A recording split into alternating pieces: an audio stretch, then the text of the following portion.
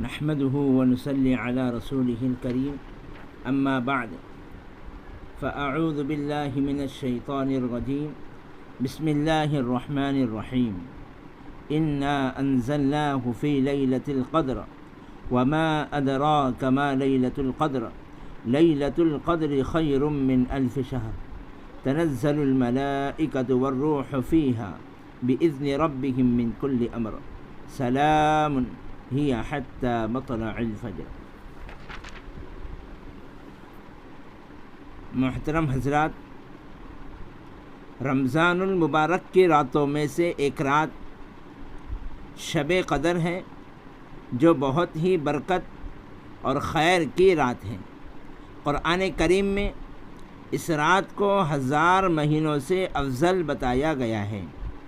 1000 مہینے کے 83 برس اور 4 مہینے ہوتے ہیں۔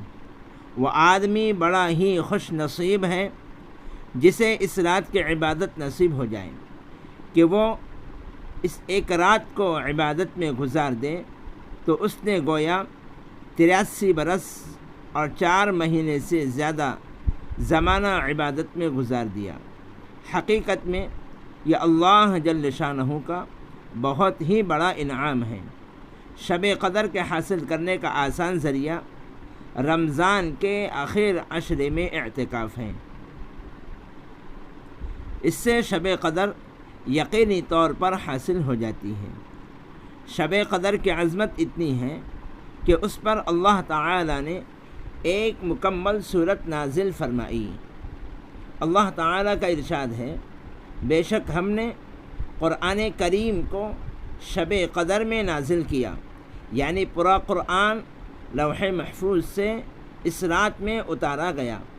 پھر حضرت جبرائیل علیہ السلام اسے تھوڑا تھوڑا کر کے 23 سال تک رسول اکرم صلی اللہ علیہ وسلم پر نازل کرتے رہے۔ اور تمہیں کیا معلوم کہ شب قدر کیسی بڑی چیز ہے، یعنی اس رات کی بڑائی اور فضیلت کا آپ کو علم بھی ہے کہ کتنی خوبیاں اور کس قدر فضائل اس میں ہیں۔ شب قدر 1000 مہینوں سے بھی بہتر ہے، یعنی 1000 مہینے تک عبادت کرنے کا جس قدر ثواب ہے اس سے زیادہ شب قدر میں عبادت کرنے کا ثواب ہے۔ اس میں فرشتے اور روح القدس یعنی جبرائیل علیہ السلام اپنے رب کی اجازت سے ہر اچھے کام کے لیے اترتے ہیں۔ وہ رات سراپا سلامتی ہے، فجر کے طلوع ہونے تک یعنی صبح ہونے تک برکات کا ظہور ہوتا رہتا ہے۔ شب قدر سے محروم رہنے والا شخص ساری ہی خیر سے محروم رہ جاتا ہے۔ حضرت انس رضی اللہ تعالی عنہ کہتے ہیں کہ ایک مرتبہ رمضان المبارک کا مہینہ آیا تو حضور نے ارشاد فرمایا، تمہارے اوپر ایک مہینہ آیا ہے جس میں ایک رات ہے جو 1000 مہینوں سے افضل ہے۔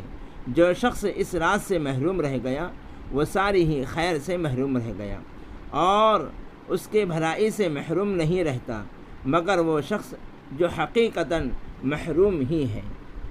شب قدر کو آخر عشرے کی طاق راتوں میں تلاش کیا کرو۔ حضرت عائشہ صدیقہ رضی اللہ تعالی عنہا سے روایت ہے، رسول اکرم صلی اللہ علیہ وسلم نے فرمایا، شب قدر کو رمضان کے آخر عشرے کی طاق راتوں میں تلاش کیا کرو۔ اس حدیث سے پتہ چلا کہ شب قدر کی تلاش 21، 23، 25، 27، 29 کی راتوں میں کرنا چاہیے۔ شب قدر کا خاص وقت جھگڑے کی وجہ سے اٹھا لیا گیا۔ حضرت عبادہ رضی اللہ تعالی عنہ کہتے ہیں کہ نبی اکرم صلی اللہ علیہ وسلم اس لیے باہر تشریف لائے تاکہ ہمیں شب قدر کی اطلاع فرماویں، مگر 2 مسلمانوں میں جھگڑا ہو رہا تھا۔ حضور نے ارشاد فرمایا کہ میں اس لیے آیا تھا کہ تمہیں شب قدر کی خبر دوں، مگر فلاں شخصوں میں جھگڑا ہو رہا تھا جس کی وجہ سے اس کا خاص وقت اٹھا لیا گیا۔ ہو سکتا ہے کہ یہ اٹھا لینا اللہ کے علم میں بہتر ہو، لہذا اب اس رات کو 9ویں اور 7ویں اور 5ویں رات میں تلاش کرو۔ رمضان کے آخر عشرے میں عبادت کا خوب اہتمام کریں۔ نبی اکرم صلی اللہ علیہ وسلم یوں تو سارے ہی رمضان میں عبادت کا بہت زیادہ اہتمام فرماتے تھے، لیکن آخر عشرے میں کچھ حد ہی نہیں رہتی تھی، اور رات کو خود بھی جاگتے اور گھر کے لوگوں کو بھی جگانے کا اہتمام فرماتے تھے۔ حضرت عائشہ صدیقہ رضی اللہ تعالی عنہا فرماتی ہیں کہ رسول اکرم صلی اللہ علیہ وسلم رمضان کے آخر عشرے میں عبادت میں جس قدر محنت کرتے اور مشقت اٹھاتے تھے اتنا دوسرے دنوں میں نہیں کرتے تھے۔ ایک روایت میں حضرت عائشہ صدیقہ رضی اللہ تعالی عنہا فرماتی ہیں، جب رمضان کا آخری عشرہ شروع ہوتا تو رسول اکرم صلی اللہ علیہ وسلم کمر کس لیتے اور راتوں کو جاگ کر پوری رات عبادت اور ذکر دعا میں مشغول رہتے اور اپنے گھر والوں کو بھی جگاتے تاکہ وہ بھی ان راتوں کی برکتوں میں حصہ لیں۔ شب قدر کی خاص دعا۔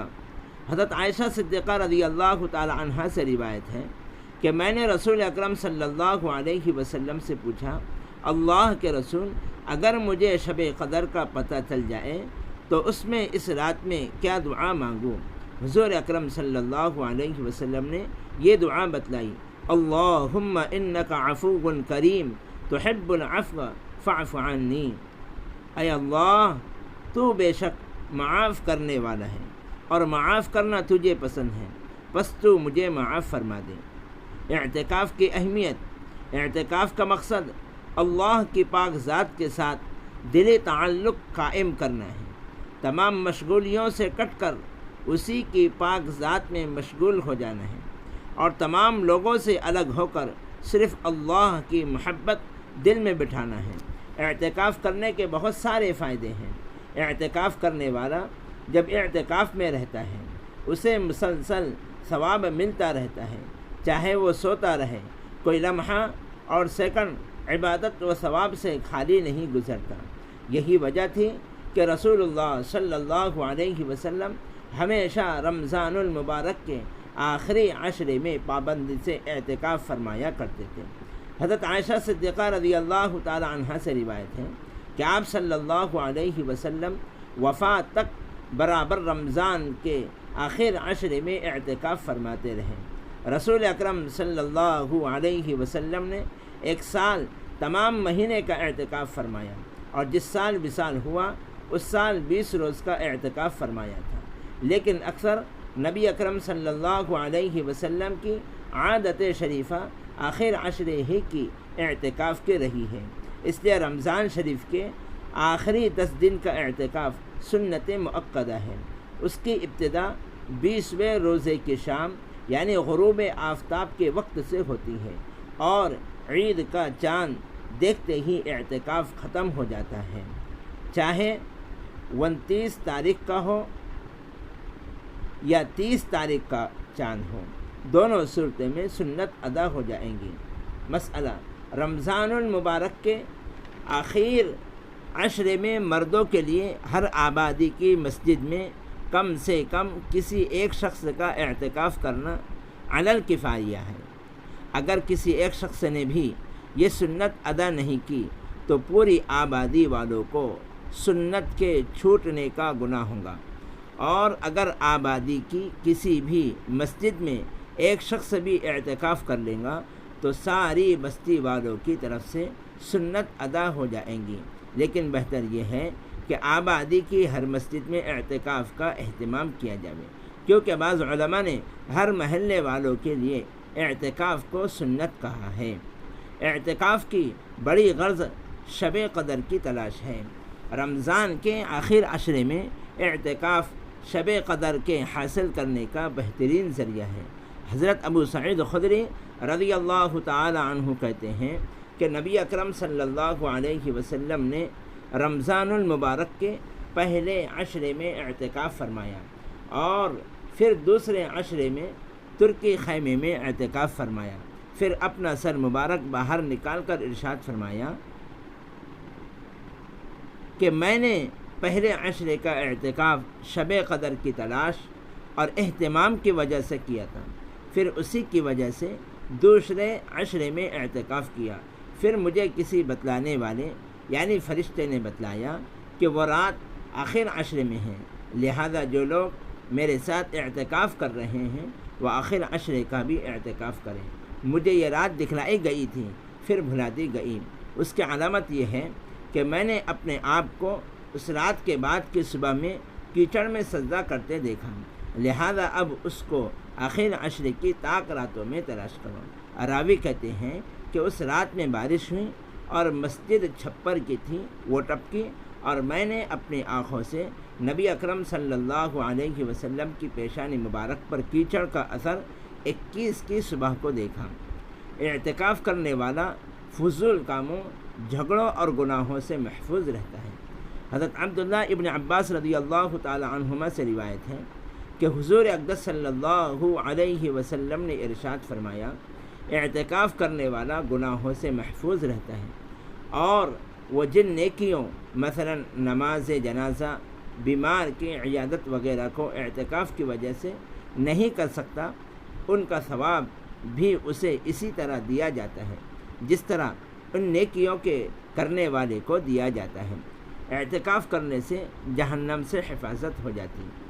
حضرت ابن عباس رضی اللہ تعالی عنہما فرماتے ہیں کہ میں نے حضور اقدس صلی اللہ علیہ وسلم کو ارشاد فرماتے ہوئے سنا کہ جو شخص ایک دن کا بھی اعتکاف اللہ کی رضا کے واسطے کرتا ہے، اللہ تعالیٰ اس کے اور جہنم کے درمیان 3 خندقیں حائل کر دیتے ہیں، جن کی دوری جہنم سے آسمان و زمین کے درمیان کی دوری سے بھی زیادہ چوڑی ہے۔